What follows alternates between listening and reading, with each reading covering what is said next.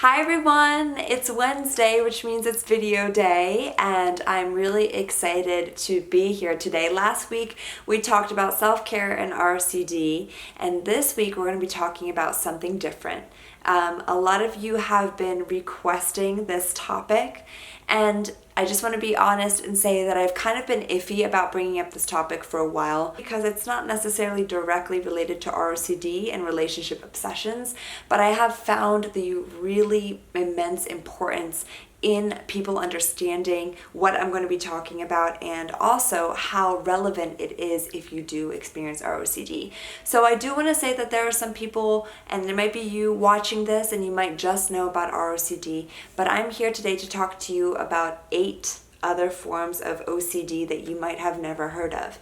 And I'm going to say OCD and obsessions and compulsions, not necessarily OCD. I know we can get kind of fixed on the label of OCD, but I kind of want to give the label a little bit of breathing space because I know we can kind of experience these type of subtypes or subcategories when we're experiencing obsessive compulsive tendencies. So I'm going to be talking about, again, 8 different types of OCDs you probably haven't heard of. Trigger warning right now, if this is something that you're not interested in learning about, and if you just want to learn about ROCD, then you don't have to watch this video, but I'm going to be diving into the different types, and I'm going to be talking a little bit about what happens if you do experience these specific types and how I've gone through them as well. So the first one that I'm going to be talking about is probably the most common one that I hear of, especially if you experience ROCD, and that is HOCD, or sexual orientation OCD.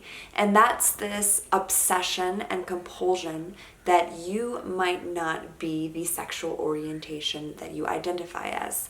So, for example, people who experience HOCD can have obsessions such as, what if I'm gay? Or on the flip side, someone who identifies as homosexual may have the obsession that says, what if I'm straight? And it becomes an obsession and a preoccupation to the point where some individuals might go into compulsions to try to relieve the stress of this specific thought.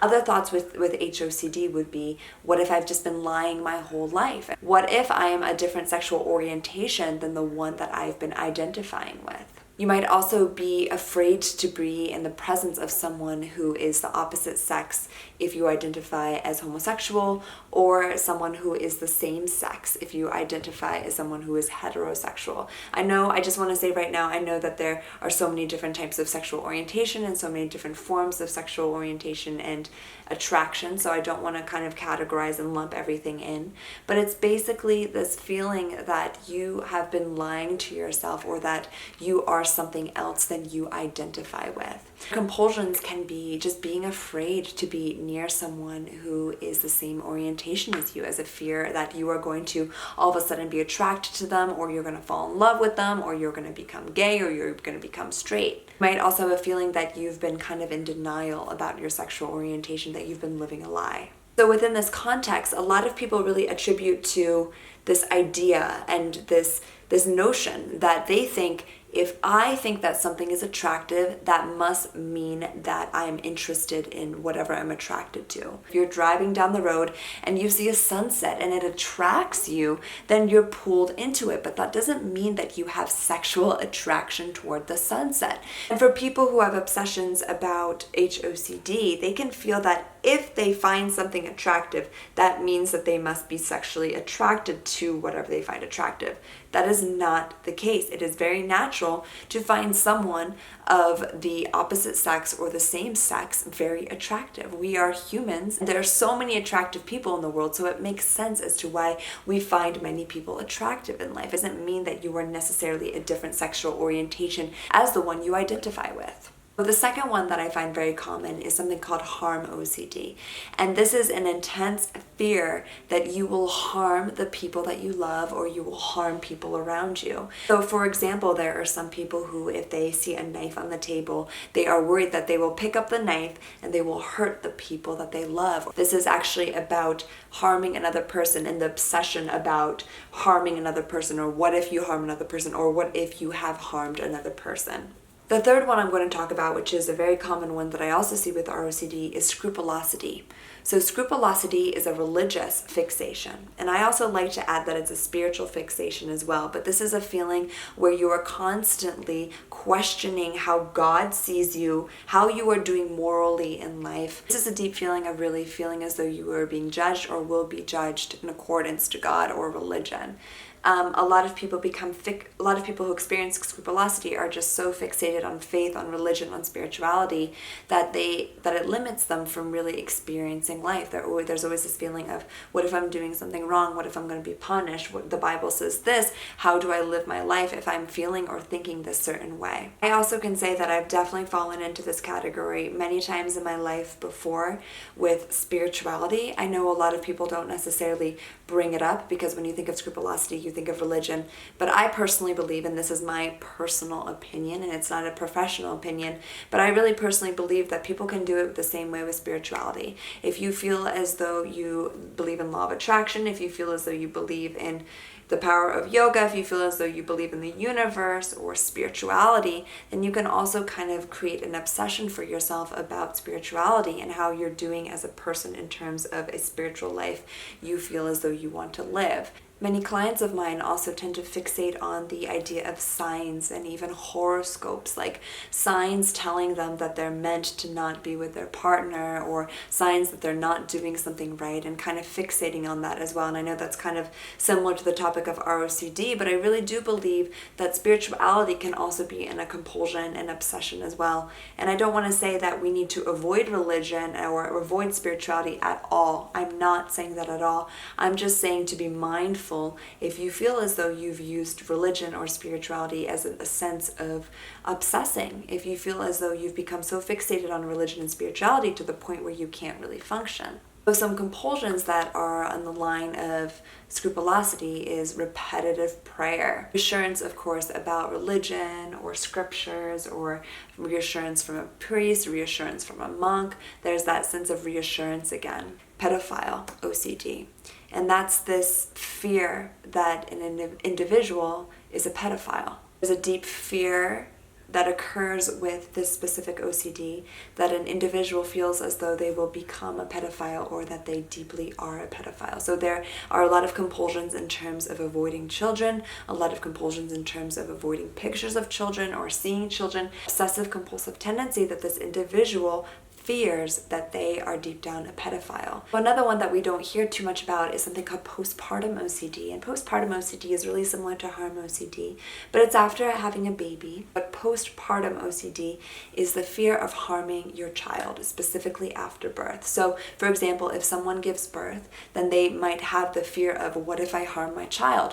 What if something bad happens to my child where I hurt my child? What if I drop my child when I'm walking up the steps? What if I accidentally hit my child? So there's this obsession about hurting or possibly hurting their child that's just born. Another one that I've definitely come across within myself is hyperawareness or hypersensitivity about your body. So, for example, if you are worried that you're swallowing too much, or you're worried that you're yawning, or you're worried that something's going on with your body, you start to become hyper aware about what's going on with your body. So you might kind of check, like, why can't I stop swallowing? Why can't I stop blinking? Why can't I stop yawning? So it's this fixation around our bodily functions. And this is different from hypochondria. Hypochondria is more of this fixation on our symptom and worrying about a symptom becoming something a lot more hazardous, such as being cancer or a disease.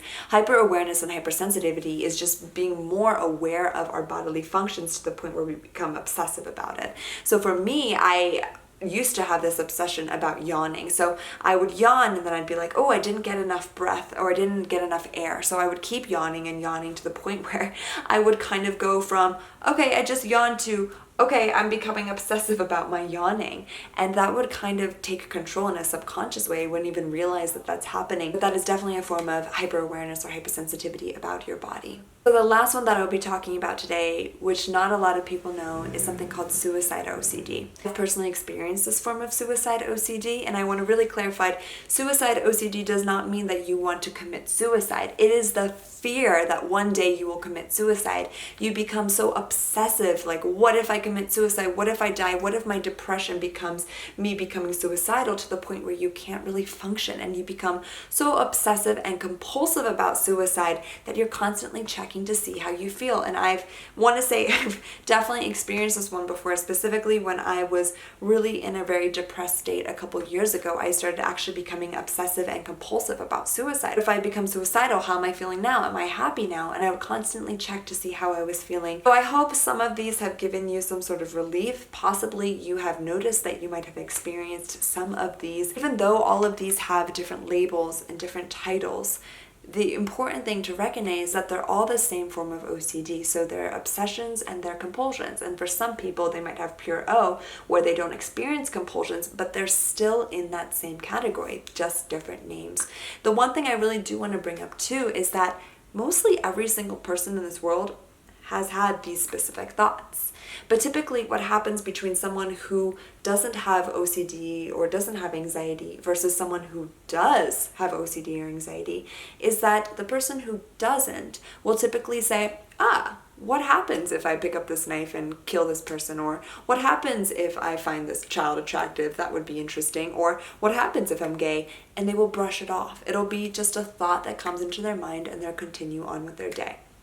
The difference with someone who experiences obsessive compulsive behaviors and anxiety about these topics is that they have that specific thought or they have that specific feeling and they become obsessive about that feeling.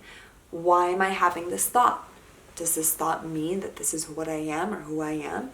Does this thought mean that I'm going to become this certain thing? It's cognitive distortion that believes that if they have the specific thought, then that means they are going to become it or that's who they are. So that is a huge distinction between someone who does not have obsessive compulsive tendencies and anxiety versus someone who does. So I really want to say that it is totally normal to have these specific thoughts. The difference is someone who has OCD and anxiety will latch onto these thoughts almost like a magnet. They feel that if they are able to control these thoughts, then they won't become it or it won't happen. The thing I want to say too is that there's this misconception with people who experience OCD and anxiety that if they have a thought, then that means that it's true. It's important to note that we have 70,000 thoughts a day, and at the end of the day, a thought is just a thought. I really want to remind you that it's not the thought that matters, but our reaction to our thoughts. I'm going to say it one more time for you and really see if you can take this in.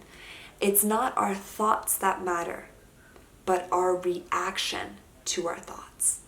That's what matters. So along all of this with people who experience OCD and anxiety or obsessions and compulsions is this fear of leaning into this feeling of uncertainty. Uncertainty is a huge basis and the main basis to all of obsessive compulsive tendencies. There's a lack of being able to be with uncertainty and a lack of being able to trust ourselves and recognizing that we have a lot more power and choice than we think, that we can't just get carried away or taken away by our emotions and thoughts, and at the end of the day, we have a choice and we are bigger than the thoughts and the feelings that we experience. I hope this video was helpful for you and brought you some sort of clarity and education. If you're new, go to awakenintolove.com. I don't typically talk about all of these subtypes of OCD. I mainly talk about ROCD, but if you're interested in information with ROCD and obsessions and compulsions in your relationship, then go to awakenintolove.com and you can download the free ROCD checklist. And if you want to be a part of a very supportive community and a very inspiring community, then you can check out the rocdcourse.com, which is attached to awakenintolove.com. And alongside the community, there's a course to help you find more freedom from the ROCD that you experience.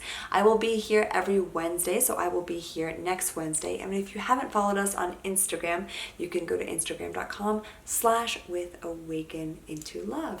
I will see you guys next week. I hope you're doing well, and here's to being human. I'll talk to you guys soon. Bye-bye.